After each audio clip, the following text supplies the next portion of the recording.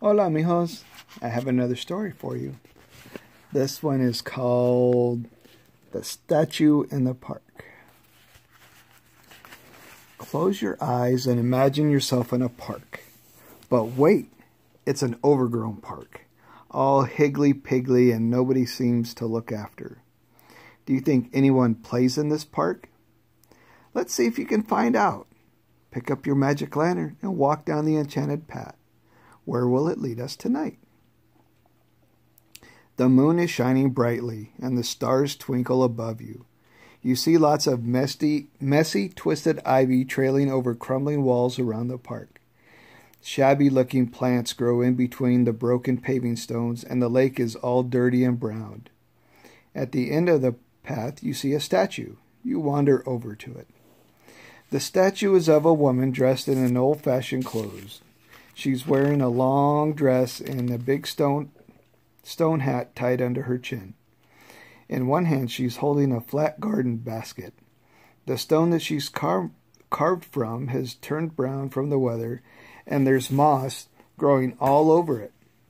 Written below the statue, it says, Violet Dickinson, Garden Designer, 1810 to 1895. The woman's face has a kind expression, and as you gaze at it, she seems to smile at you.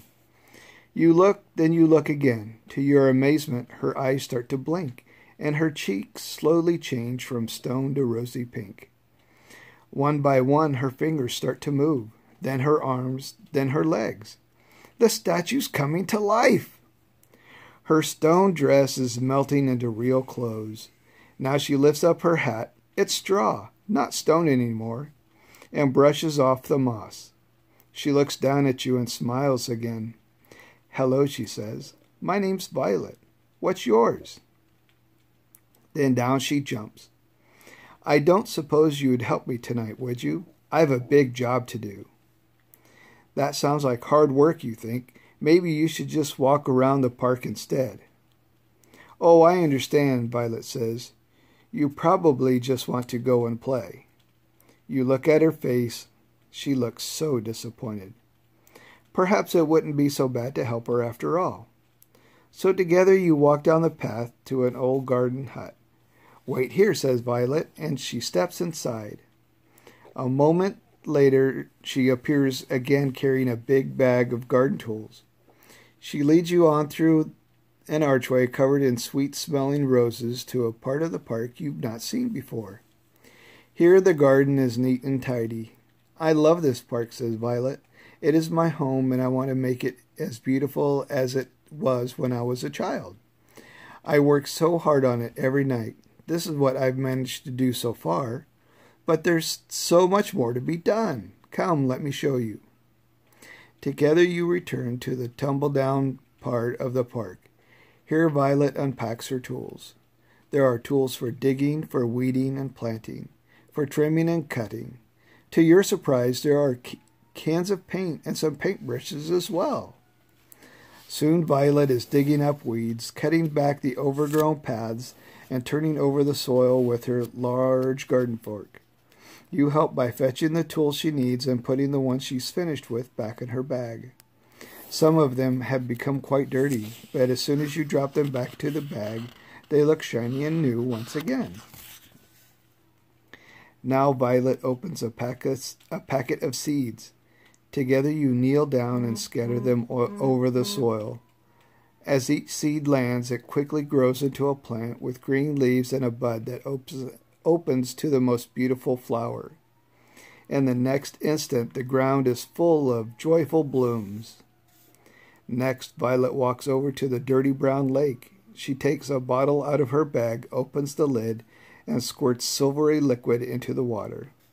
With a gush and a gurgle, the water starts to bubble.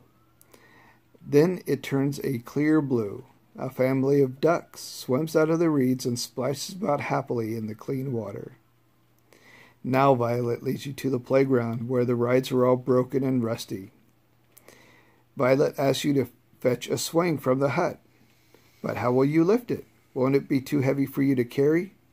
But no, when you find it, it's as light as a feather. By the time you return all the playground equipment, it looks shiny and new. You help Violet to put up the new swing in the middle. Then together you stand back and admire the new playground. It's the best playground you've seen in your whole life. The children will love playing here, says Violet as the sky begins to turn light and night turns to day. She hurries back to the hut, her work done. Climbing back onto her stone plinth, she looks around her happily. How lovely it looks, she says proudly.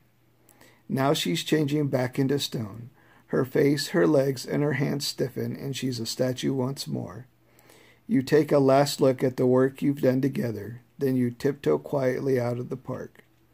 Perhaps you'll come back one day to see Violet and play on the brilliant new swings on the playground.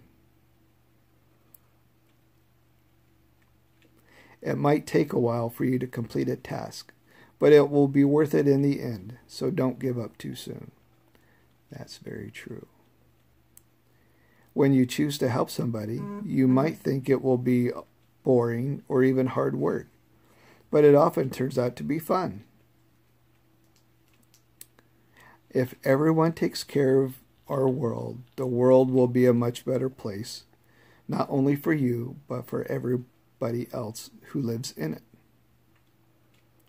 Making something beautiful and special for other people to enjoy makes you feel good too. And that's always true. I love you boys so much. I will talk to you soon. Okay, night.